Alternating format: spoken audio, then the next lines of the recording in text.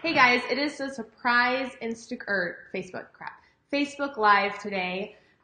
We need to go over a couple of things because I'm seeing some stuff in the comments of a couple of these prompts that I've done this week, and I really want to make it super clear, especially those of you that are new to the group and have never seen like a live training with me.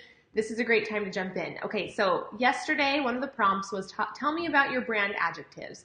What are the words we want people to use when they're describing our Instagram feed to other people? This is so important, and I've had this conversation a lot this week, so I feel like this is a good time to talk about this. I just had this conversation with my VA last night.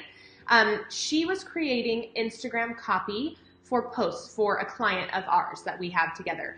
And she is 27, my VA, and she lives in a different part of the country, and she was writing copy for these posts, and as I was reading them, I'm like, man, this is really sounding like your voice and not the voice of our client. Our client is in her mid-50s. Her ideal clients, so people that are going to be purchasing things from her shop, are in their late 30s, mid-40s range. And so all of these things need to be taken into account when you're creating the copy of your posts, right? And this is really with anything that you're doing in your business. Emails, your website copy, your Facebook posts, Instagram posts, all of these things. You really need to think about the end user when you're creating content for people. So the way you're using words on your Instagram posts, they need to be real, so it needs to sound like you, but you need to remember the people's mindsets that they're in when they're going through Instagram and the stories they need to hear from you. When you use the kind of terminology that's confusing to them, it's less likely they're going to select you as a client or be a client of yours. Hey, Tasha.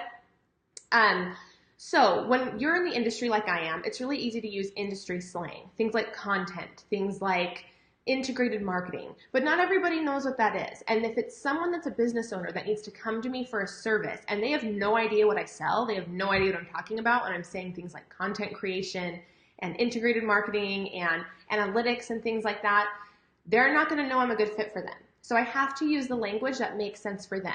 So how this applies to what the prompt was the other day, when I say, hey, Carrie, when I say things like, tell me your brand adjectives, I mean the things that you want them to say about you, right? In your mind, you're like educated, empowered, all of these things, words like that, they might make sense to you in their mind, but would a customer or a client really use that terminology when they're referring you to somebody else? So let's imagine that there's a real person behind all of those Instagram followers, because newsflash, there are, and they are telling a friend about you. A friend of theirs is like, I really want to start, like, let's say you're a graphic designer. I really want to start a business, and I really need a logo designed, and I really need a website designed. Do you know anyone that does that? What you want is your Instagram followers to immediately think of you and then explain to their friend why you'd be a good fit for their business. So when you're creating these brand adjectives and you're creating copy for your Instagram posts, think about that. Think about what you want people to say in terms of how they're going to talk about you to other people. Because the best form of marketing, no matter what you're doing, is word of mouth. When real people are telling other real people with their words about you, it is the most valuable and most powerful form of marketing you could ever spend any kind of money on, and it's free, guys.